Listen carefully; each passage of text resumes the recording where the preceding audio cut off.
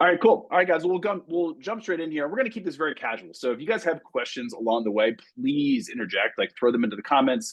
We want to make sure we're clarifying anything and helping you guys out as much as we can today. So don't hesitate to ask questions. We're going to try to keep this very casual, not very formal. So I'll do a quick round of introductions here with both myself and Eric, and then we'll jump straight into the content and we'll get things rolling.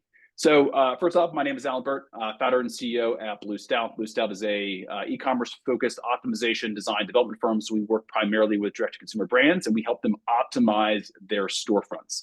And this is a combination of optimizing for conversion, AOV, and ultimately driving higher lifetime value for all of your customers. And we do that through a combination of UX design, CRO, A/B testing, and then ultimately backing all that up with design and development. And we've been doing this for 10 years. We do this for a very, very long time.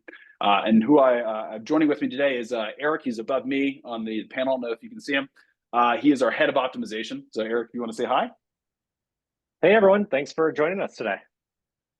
And if anybody here is a client, if you worked with us, you've had a lot of interaction with Eric and I. And the agenda of today's call today is we're going to keep it very specific. Obviously, when we're talking about site optimization, we can pick any topic in a list of 100 different site optimization topics, but we want to focus today primarily on the product page.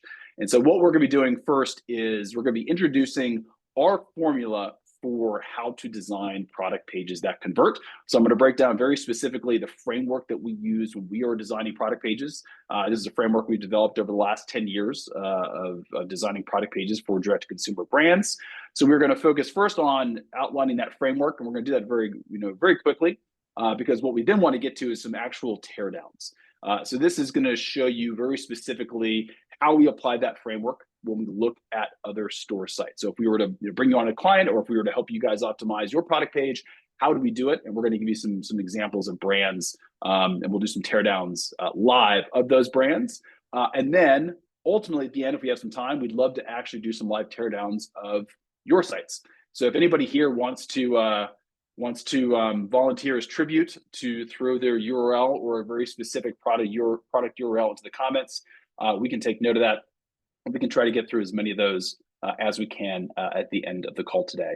So we'll probably try to keep the main presentation here just to 20, 30 minutes max. And then we can stay a little bit longer and do some teardowns for everybody who's interested. Okay, cool. All right, well, I'm going to share my screen, Eric, and we'll get things rolling.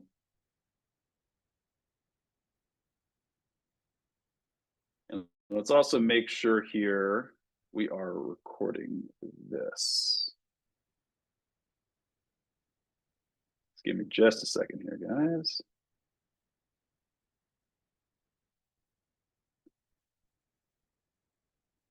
Okay, looks like we're recording. Cool. All right, guys. So agenda for today, we just walked through.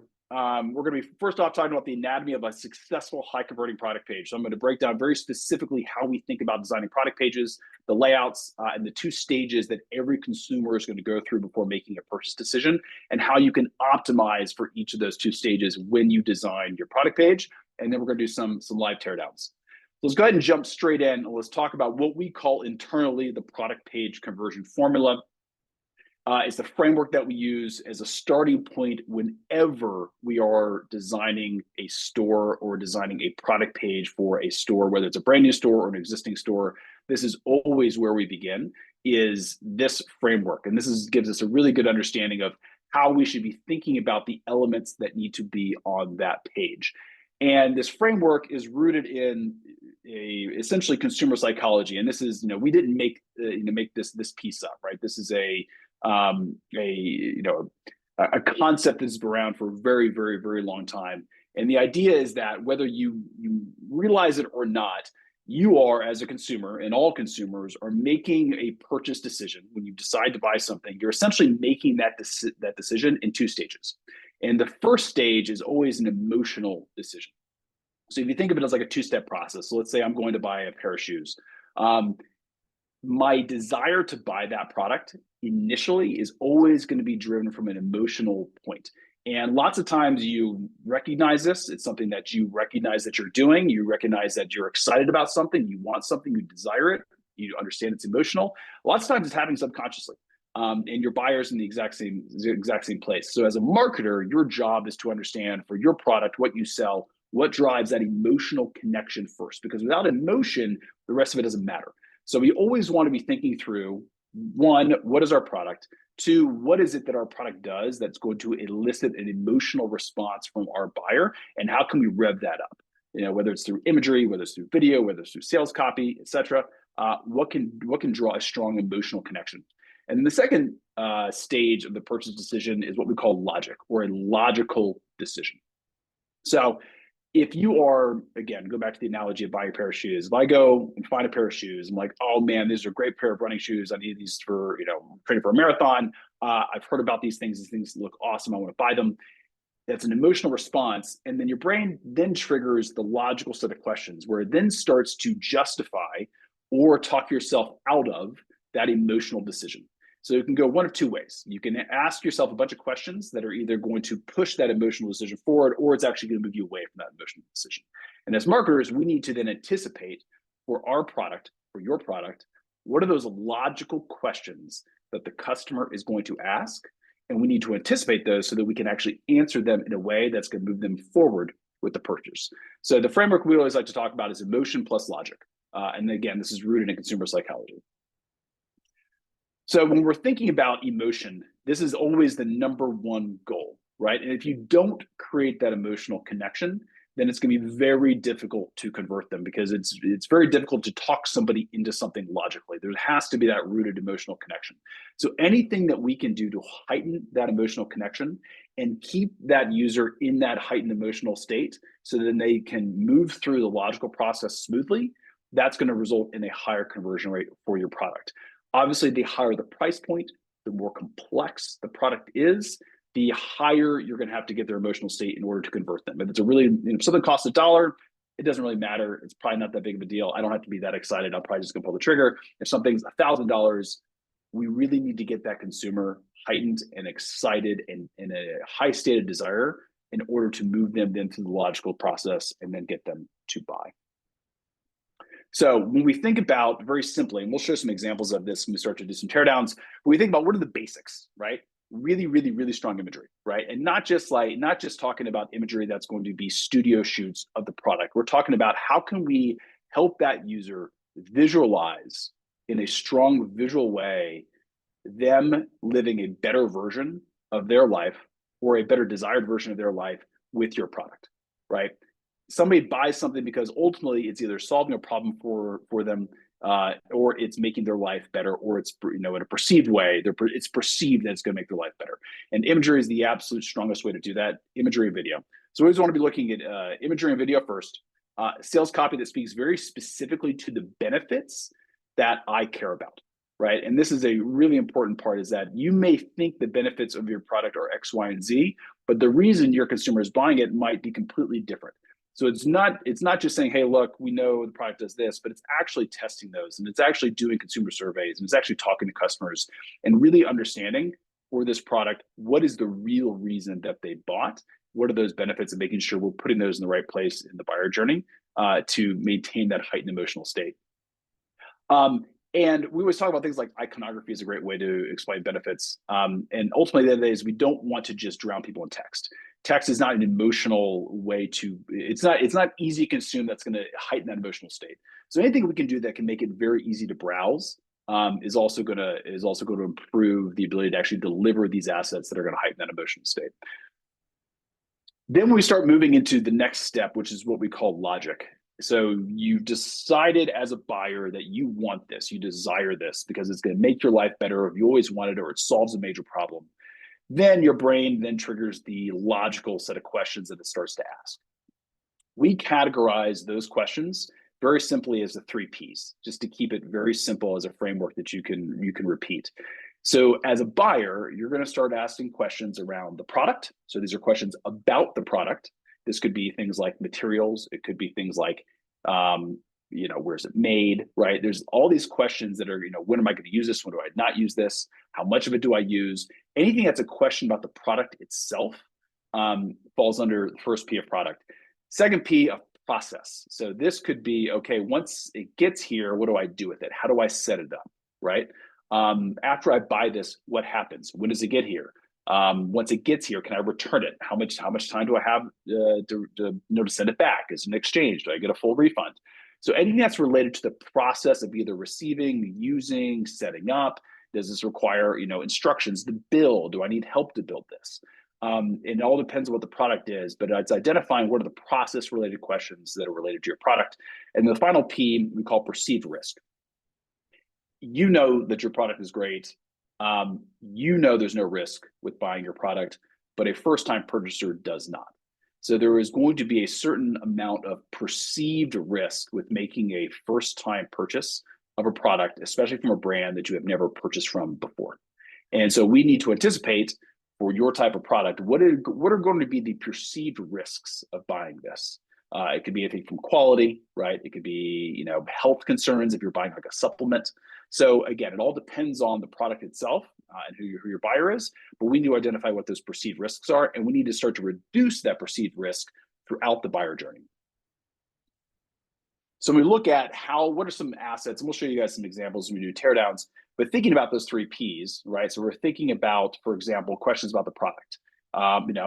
If I'm buying an appliance, will this fit in my kitchen? That's a question about the product and sizing, right? If I'm buying, a chair, right? How big is this as compared to my other furniture? If I'm buying clothing, it's like, okay, what size do I need for my body type, right? Is there, a photograph of a model that's going to show me who's, 6 foot and how that fits on that person, right? What's this made of? What are the materials, right? How will this look on me? So you have to anticipate for your product, what are the questions that consumer is going to ask about the product? Process, return policy, how to use it, how do I install it, how to care for it, shipping costs and timing. Look, if I'm going on vacation next week and I'm buying a pair of shoes to take on vacation, is it going to get here in time for me to leave? So again, understanding what is that reason your buyer is making that purchase and understanding how they're then going to use that product. What are all the logical questions they're going to ask before they're willing to put a credit card down? Perceived risk of purchase. What can we do to reduce that perceived risk of purchase? Anything we can do to kind of calm the fear. So whether it's a money back guarantee, a warranty, free exchanges, free shipping, free returns, leveraging very specific customer testimonials or customer reviews that speak to that perceived risk. So if somebody has a perceived risk that, for example, let's say they're going to buy something and they're worried that it's going to last a lifetime or last for a long period of time, and there's a customer testimonial that speaks very specifically to product quality. Like, I unboxed this thing, it's way more robust than I thought it would be. That's a great example of like a testimonial that you could place on the product page, specifically outside of just your normal reviews, but actually place specifically on the product page. That's going to address a known perceived risk that your consumers perceive to exist with your product or with a first purchase. Third-party social proof, whether that be press, celebrity influencers, accreditations. If you sell supplements, accreditations are huge. UGC content from Instagram. Anything that's going to show other people being successful or having success or enjoying or just recommending the product, all those are going to go a long way in reducing perceived risk of purchase. And this needs to begin on the product page. We absolutely want to layer these things into things like cart and checkout also, but product page is absolutely where this should begin. Cool.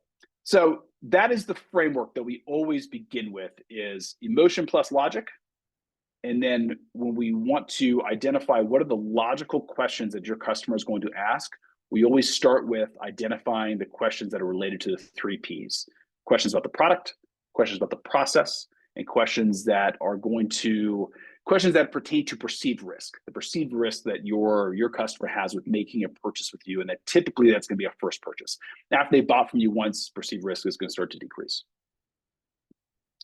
So that's the framework.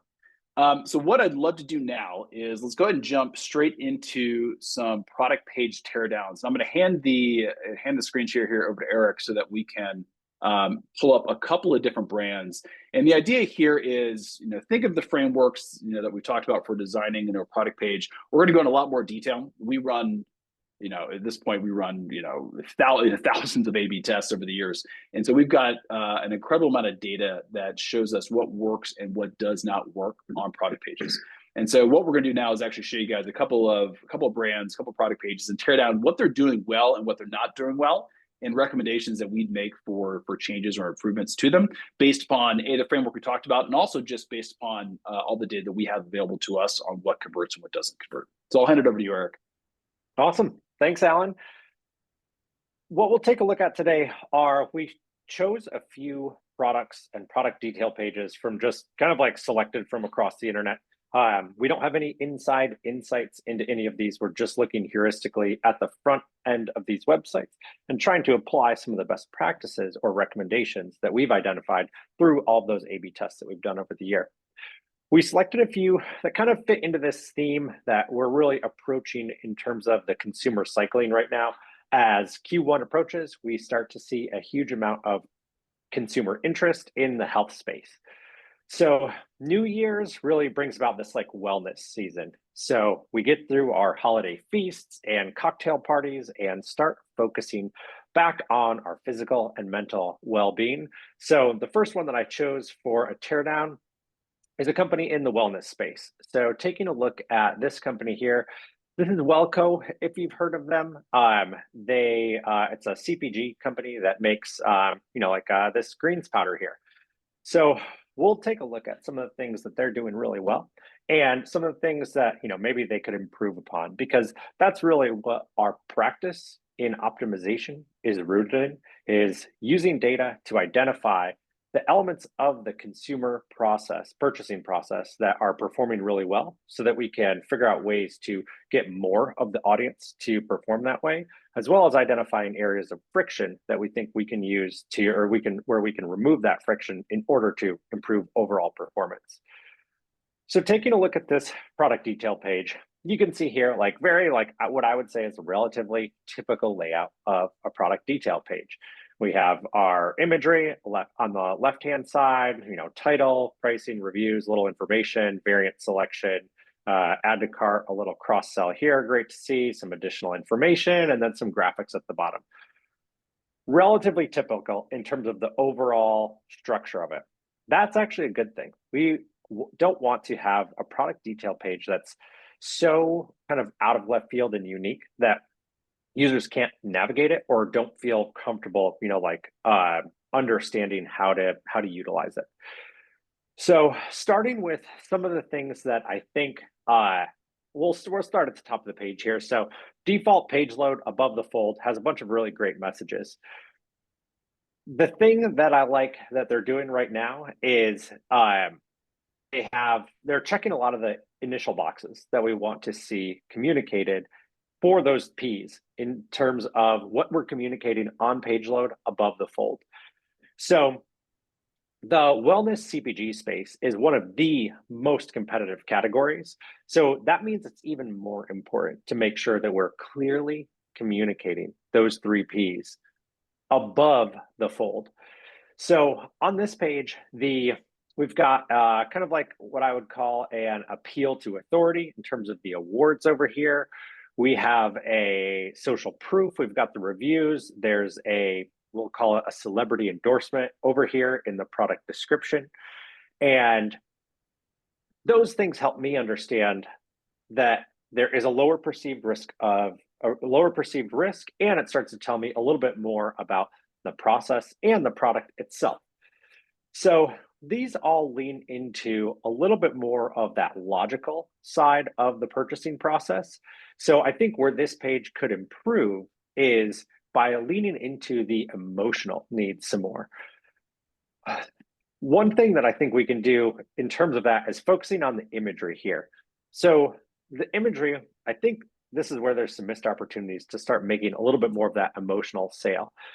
The product detail pages I often see them on your e-commerce storefront as a blank canvas for optimization, because we don't have really any limitations since it's our own storefront. We can add any graphics, badges, anything that we want to this page.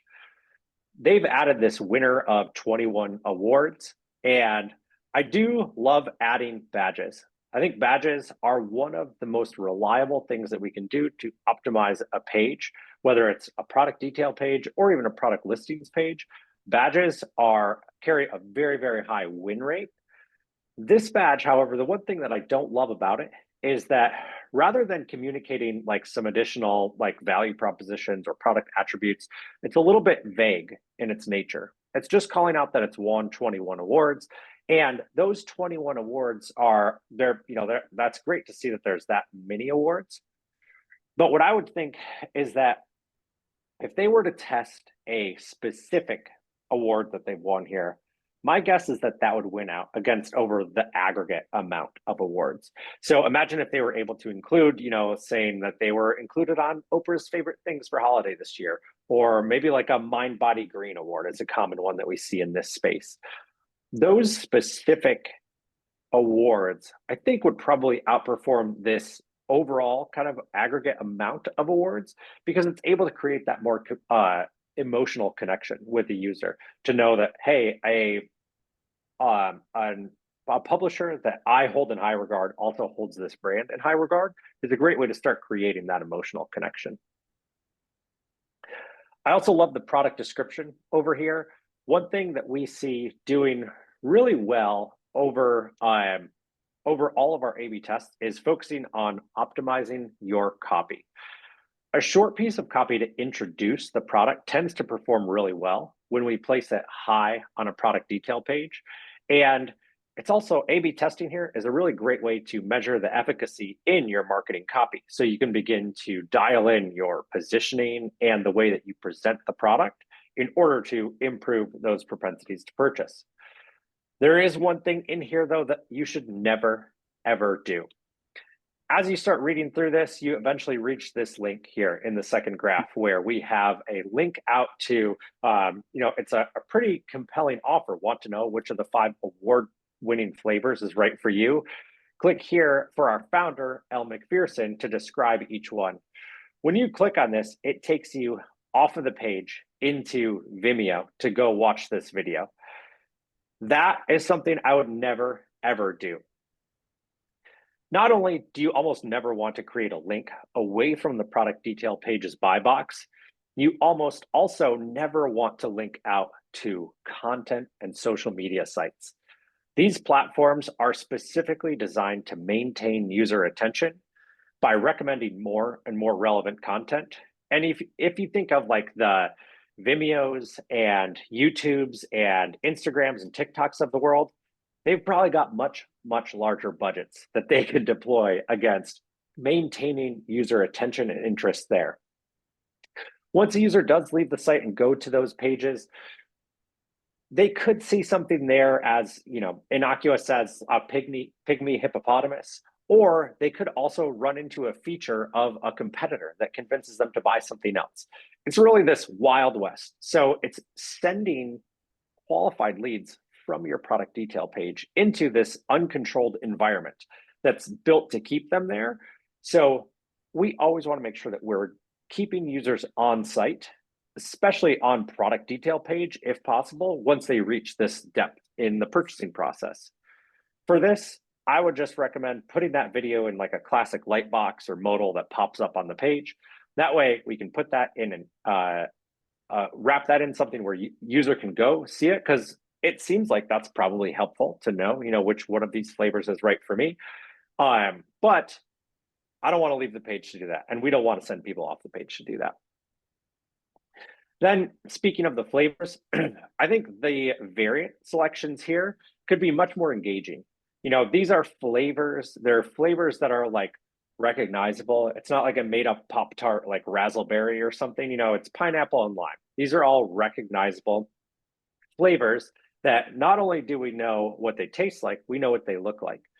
So I think there's opportunity here to create a little bit more of an emotional connection and engage with the audience by using some iconography to communicate these flavors. This will always help a user quickly locate the item that meets their needs when they can quickly identify the icon for it. The reason for that is just because the human mind comprehends icons faster than we understand words. So in this case, seeing a pineapple and a lime next to like little icons, imagine like little emojis right there next to the words pineapple and lime.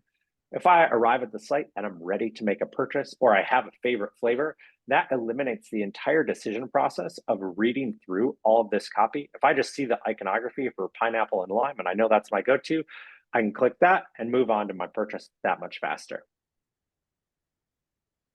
Then scrolling down here, one other thing I noticed is this like sideways scroll of the subscription. I've got to imagine this is just an oversight. The character length of all of these options pushes the discount out of frame. So A/B testing is really like a core tenet of our optimization practice here. And over the course of, as Alan mentioned, a decade plus of running A/B tests, we've accumulated this pretty sizable database of test wins, losses, as well as metric-specific strategies that enable us to recommend the most impactful test. We also know that if a test always wins, we can provide more value to you by just making that update right away, rather than running it through an A/B test. This is certainly one of those no-brainers of something that we could just update right away. So Elle and the team at Wellco, if you're listening, I would just add a line break here between the one-time and 1, 2, 3-month purchases to account for all of your breakpoints to make sure that as users scroll through here, they see not just the free shipping as a benefit, but they also see the 20% savings that you get when you subscribe to any of these one frequencies. So that's a teardown of the Wellco Australia Super Elixir product detail page. I do have another. And actually, Eric, I'll jump in real quick because I've got a comment on that subscription piece too. Something that we see too frequently when we look at subscription brands. It's not just about optimizing into conversion, right? Especially for subscription, we want to be focused on optimizing in a way that is also going to drive higher customer lifetime value, which means if somebody chooses a subscription program that's the wrong subscription program, it means they're going to be more likely to churn from it as opposed to choosing the right program. And one of the issues I see right now with the Wellco design is that it is asking for a frequency, meaning like, okay, I'm going to subscribe. I want this delivered to me on a very specific frequency, 1, 2, or 3 months. But as a first-time user that's never used the product before, I don't know. How often do I need to use it? How many times should I be taking it a day? Should I be taking it every day? If I take it every day, am I going to run out in a month? Do I need a 1-month subscription or am I, 2 months? Am I going to use this? Is my wife also going to use this? Does that mean I need it every month or 2 months? So obviously, by giving the option for different frequencies, you've automatically injected a series of questions that user is now going to start asking. And if they can't make a decision because of those questions, they're just going to leave, right? And so what we want to do is make sure we don't have somebody falling into this sort of circular loop of asking questions that they can't get answered on the site. And this would be one of them. And if you have somebody that signs up for a 1 month, but let's say they order it and then another one shows the next month, they still have half the container left, and it happens again, they're going to start stacking up orders and then they're going to churn because they don't need it. They can take a pause. Maybe they won't subscribe back again. So you're actually interjecting an opportunity to lose that customer down the line without helping them choose the right subscription up front. So one of the things that I would also recommend doing here is adding some level of education around what your frequency needs to be based upon your use. So if you're saying, okay, look, a chart or something here that's going to say sort of choose my frequency or what frequency do I need? And then expanding that out to say like, okay, if you're a daily user, you need to subscribe for once a month. If it's you and 2 other people, then you just subscribe to once a month, right? So something that's going to guide me along the way in the process. Yeah, I definitely think that's something that's lost here too, is like the servings, right? Like there's no, even if I'm not subscribing, right? Like there's not a clear communication here of, how many servings are in this size that I can order here. So without having that context of how many servings are in here, there's no way anyone could even assume to say like, oh, well, this is going to be something that I use daily, or my wife and I are going to use daily, so we need this much of it. That's definitely a big mystery looking at the content on this page here. I think they mention it further down the page, but again, it's a scroll, and they're not answering the question at the point in the page at which the customer is going to be asking the question, right? And so that's another important thing too to mention is that yes, you may identify what are those questions that a consumer is going to ask about process. This is a process related question, and you may answer it, but that answer may be buried in text or may be further down the page. So it's also understanding and anticipating when the user is going to be asking that question as they interact with the product page, and making sure that you're answering the question in the proper spot. Even if it's just a link that maybe even just redirects them down to that section, little things like that can help a lot to make sure those questions get answered. Absolutely. And one thing about like the length of the page too, and the way in which you want to optimize those messages and determine when you're communicating each of those is one thing that we see really consistently across all of our product detail pages. As users scroll down them, we're always measuring scroll depth. So the reason the fold is important is that 100% of people are going to see everything above the fold, but that percentage drops off really, really sharply as elements get presented farther down the page. So in most cases, if I had to guess what the milestone scroll depths for this page are, based on kind of like what we generally tend to see, is it's 100% here, and then usually it's about a half scroll until you lose 25% of that. So 75% of the users are probably scrolling this deep. And then if I had to guess, I would have mentioned that scroll length to the 50% mark is probably somewhere around this section here. So by the time you get here, you've probably lost about 50% of the audience. So keep that in mind as you're thinking about how to prioritize the presentation of those different pieces of information or reasons to purchase that you want to communicate on your product detail page, knowing that the ones that are the most impactful should be at the very top for the reason that they're going to get introduced to everyone. Then if you think of those additional items as like, the call it ingredients here or the calories per serving, like thinking of those, I can see here that Welco is thinking of those as secondary messages. So they've put them a little bit farther down the page. So that's the way that we kind of think about ordering the elements on the page based on scroll depth. Yeah, and Lisa asked a question about, can you do a hover effect on like a variant and help kind of give more information? And the answer to that is absolutely. Somebody kind of scrolls over one of the variant selections, you can definitely, display more information that might help answer some questions. And I think Lisa's also asking if that can be A/B tested, and that could also be A/B tested. Yeah, yep. Great candidate for A/B testing. And then I would also want to think about on desktop how that on mobile, how that would appear too.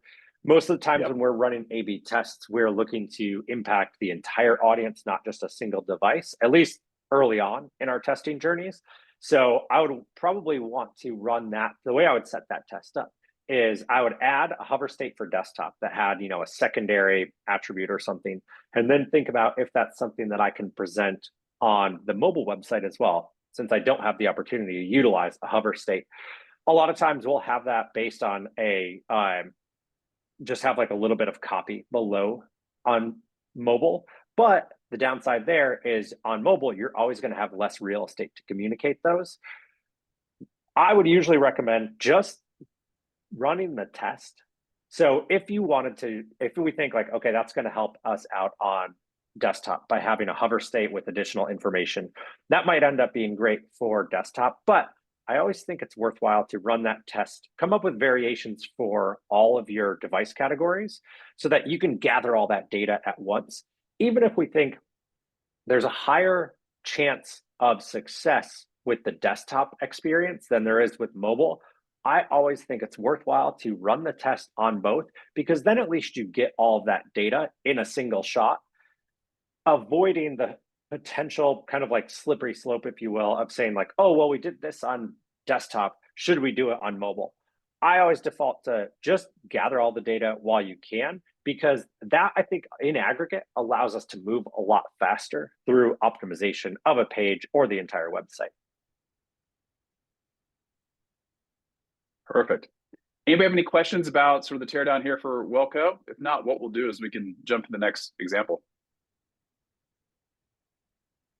Cool. I think let's keep it going. Awesome. Sweet. Well, then keeping with that, our theme here for New Year kind of wellness, I selected another item kind of within that realm, where we have here an activewear company. They're called 10,000. I see these guys advertising a good bit on social media. I don't know a ton about them, but I thought they had an interesting problem that they're trying to solve here that is actually something that we tend to see often in our apparel clients or in any clients that just have complex purchasing decisions that their customers need to make. So what I have here is, just browsing their homepage. This appears to be one of their more popular items. It's a workout short that has a ton of different options. Having a ton of options is great because it helps us meet, varying customer preferences in size, fit, features, but we often struggle with the way in which that we should present those that create an effective user experience. So what I wanted to do with 10,000 is take a look specifically at their variant presentation. So these shorts have two different color types. There's our core colors, and then there's these seasonal colors. Since they're seasonal, I'm guessing that the ones that are sold out here with the X's or slashes through them, I assume they're not going to be available, or at least not available soon if they are seasonal, right? If this was the, call it the fall season assortment, I'm assuming that those won't be back again until next fall. So I come here, I see a lot of stuff sold out. What I would do is just remove those when they go out of stock if they're not going to be back in stock anytime soon, because that helps streamline the amount of information that we're presenting here. So when it comes to helping solve for those logical purchasing decisions, the more we can streamline the presentation and present only the information that's really pertinent and relevant to that purchase, the more we'll be able to help users move quickly through that purchasing decision. But if I were to, but when we are presenting this many option combinations, you also have to account for the order in which a user may make these selections. I might arrive here on the page and not necessarily work through these decisions in a top to bottom manner. Let's say I arrive at the page here and I know that I don't have the thighs to pull off a 5-inch inseam. So I start by selecting the 7-inch inseam.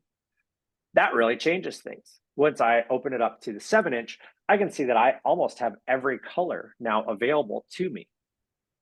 The downfall here is that on page load, this company has disqualified user interest based on a single combination of options. What we want to do instead is let users select all of the options that they want or are interested in, and then let them know whether that combination is in stock. That also gives you the opportunity then to collect the email addresses of users who may only want a certain color, and then send them an email when that comes back in stock. That one I really like because even if it's not going to come back in stock, or even if there aren't currently any plans to bring it back in stock, what it helps do is capture additional data points. So let's say if you build enough of a list, so let's say you're a small company and your MOQ on, let's see, what's the name of this? Here we go. Let's say your MOQ on the Ember color is 1,000. And you say, okay, we sold 1,000 last fall, but I don't know that we can continue to sell 1,000 a month in order to place another order of this until next fall. With a notify me when available type email capture for sold out variants, what we can do is then start building an estimate of demand that can inform our purchasing decisions. So that's one way that we can use the front end of the website as a tool to capture data to inform some of our operations. Then when that list gets to a certain size, or as we see it growing at a growth rate that makes us be able to justify the reinvestment in that inventory, then we've already built up some demand and we know that we stand a better chance to create a strong sell-through rate from that product when it does come back in stock. Then a few things that I like about what I'm seeing on the 10,000 product detail page here is I really like how small the typeface is here. Actually, that's one thing I think they do really well is a lot of the type is really small here. Not so small that you can't read it by any means, but they have a lot of information. So they're presenting all of those decision points in view of the product, which is really helpful because then as you change all of your assortment selections of what you want, you see that the visual of what those changes you're making is seen. So as you select different colors, you can see that color right here. That's a function of having really small type. The price itself is really small in type, especially relative to the product detail or the product name. Many times we'll see on product detail pages, the price is the biggest type element on the page. That really only serves to draw users towards what is effectively the barrier between them and ownership, rather than focusing on those emotional and logical benefits of the product. Another thing that I really like on this page is this right here is their effectively like it's their wish list, I think is what we would commonly call that. But what they've done is they've taken the icon from Instagram and used that as their kind of like wish list icon. Usually we would see like a star or a heart or something like that in order to add something and start building a wish list. But users will inherently spend more time on social media than they do on any one e-commerce website. So there's a lot of benefit to subtly coattailing some of that visual language, because then again, we're creating this familiar space that users then know how to navigate. I know right away that when I see this little badge here, that means, oh, this is how I can save this for later. So I really like that they selected to do that. I thought that was pretty unique, actually, since we usually tend to see like a star or a heart for wish list features. Alan, did you have anything you wanted to add on the 10,000 product detail page? Yeah, I had a couple sort of higher level, I think, sort of road bumps or say roadblocks that I saw as just as a consumer. So I think one is it's, I know the brand because I get hit with them on social media all the time. So I know who they are and what they do. But I think if you're landing here on a product page, like from an ad, it's very hard to understand what is it that differentiates them from really just any other athletic, short in the market without really sort of like digging in. And it seems like there's a lot of emphasis placed on like a liner. But here, if you just look above the paid fold and the buy box, there's nothing here that is kind of drawing me in with an emotional connection as to why this product versus going to buying a set of Diori or something else. So I think that's one of my big call outs.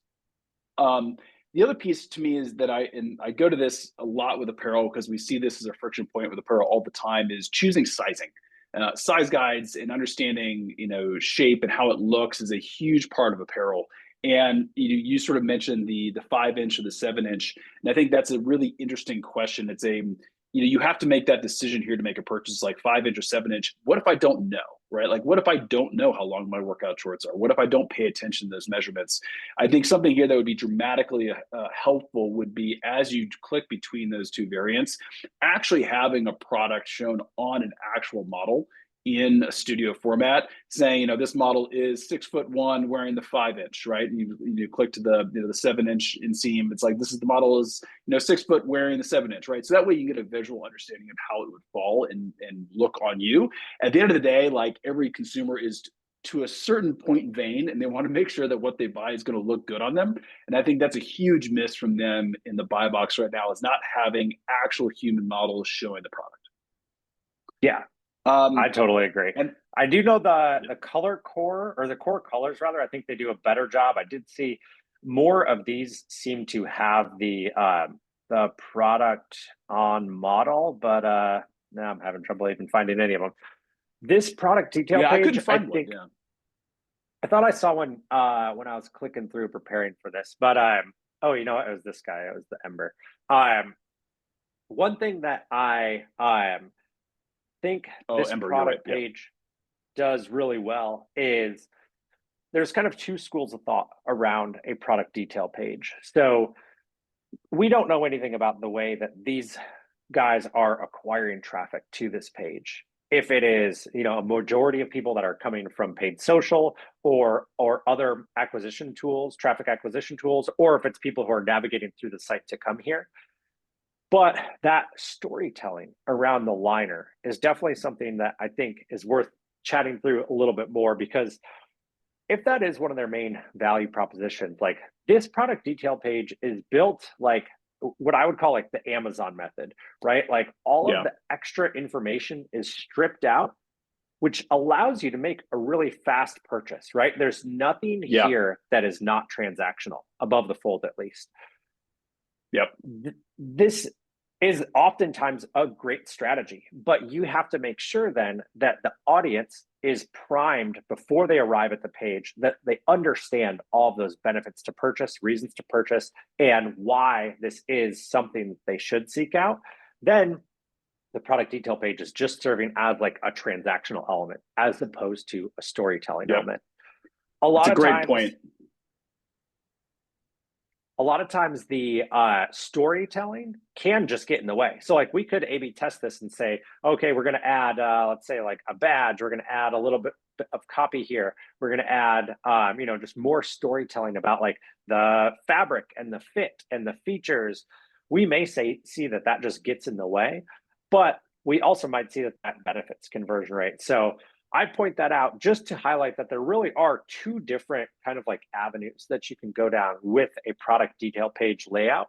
Either one that really facilitates a fast purchase for users that arrive at the site with a high level of intent and are ready to purchase, and we just need to capture that demand. Or if users arrive, with maybe a little bit more in that browsing and consideration phase, that's when it's beneficial to do more storytelling in order to increase that propensity to purchase. Yeah, it's a great point. And in this case, like 10,000, I think, and again, we don't have access through analytics. So this is, we don't know this, but this is something we'd want to do and say, like, look, if we're seeing that a high, percentage of that traffic is coming specifically like from mobile on Instagram, right? Where they've had interaction with an ad that's going to be selling the benefits and showing lifestyle and getting people really revved up and driving them directly to a very slimmed down mobile buy box that's going to allow just really easy access for a quick buy. Like that's an excellent scenario. If they've already sold them in the social domain, right, on Insta, and now they've brought them here, this could just be purely trying to get a quick transaction, and that would be an argument against overemphasizing benefits in the buy box, right? Totally. And then we actually had a question about sort of like the importance of, and I'm not sure if I'm understand the question, but I think the question was something related to like above the fold area on mobile, since it's so constrained. I guess I'm assuming the question is like how to sort of think through that, and it kind of depends, right? So, and I think Eric kind of answered that question already. It kind of depends a little bit on sort of the user, where they're coming from, and where they are in that buying process with regard to whether or not we want to optimize to include more information, or if we want to optimize for more transactional, purchase. But feel free to add more questions in the comments if you guys want us to go deeper on that topic. The other thing I would note here too, real quick, and then we can kind of jump to another one, is I just see an excellent opportunity here for a testing of an upsell or a cross-sell higher on the page experience. If you look right now there, I think their free shipping threshold is set at $75, and the price point, let's see, I think it says over on the left hand, yeah, $75 free shipping. This product specifically is priced at $68, so it's just below the free shipping threshold. I think an excellent test would just be, now this would be something that obviously you want to run in cart also, but even on the product page, I think it's an interesting opportunity to test something where it'd be like simple upsell, socks, shirts, something that goes along as a very natural complement to the short that immediately gets them over the free shipping threshold. Yeah, and those are really helpful, I think, particularly helpful this time of year as users are doing a lot of shopping and gifting. One thing that we see a lot of the times is kind of the one for you, one for me type of shopper who will oftentimes get something like that for themselves, and then that helps them reach that free shipping threshold. They get a little something for themselves and buy the shorts or whatever it is for the person that they're gifting for.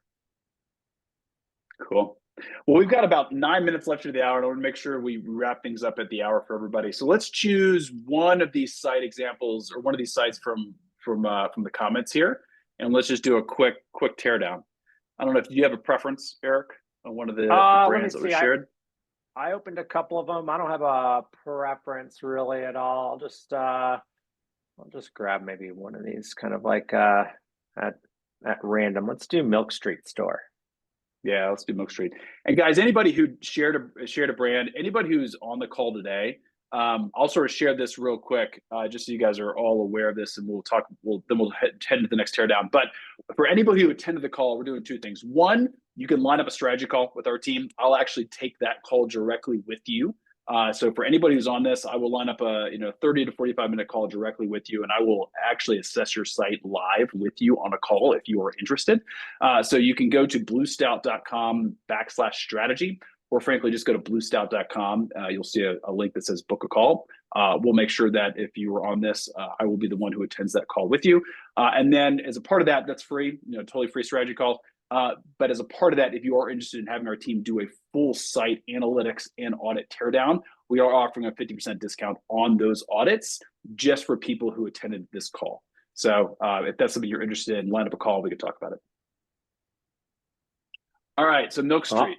Let's jump in. Awesome. So I just jumped in. It looks like Milk Street, you guys have a really large catalog. And one of the things that I arrived on here, let me refresh this, make sure I'm in the right view here. One thing that I like really right away that isn't necessarily specific to the product detail page, but the search right here.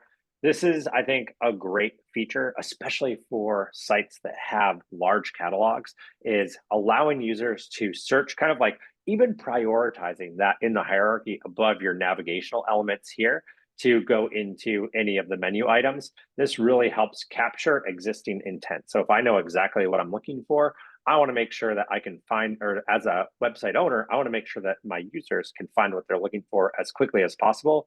And there's probably no navigation that can outperform just like a simple keyword, right? Like if I know exactly what I'm looking for, being able to search for that. So then on this page here, the one thing that I did notice right away is there's kind of like you have your breadcrumbs here and your product name, both like right here, right next to each other. I think there's probably opportunity to just remove that breadcrumb and go straight into like the product information so that we can get into this content a little bit faster, right?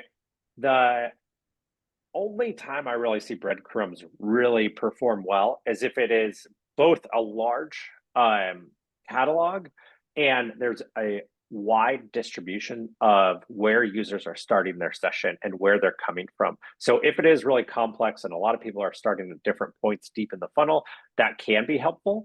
But a lot of times I find it more helpful to just add a parent category below this. So like this could have your title here and then maybe a little field right below it that says, stand mixers or, tabletop appliances, to take someone back up one level to the category, the parent category, because really that's what a breadcrumb is there for. It's there to let users slowly open up their aperture of what they're looking at in the catalog.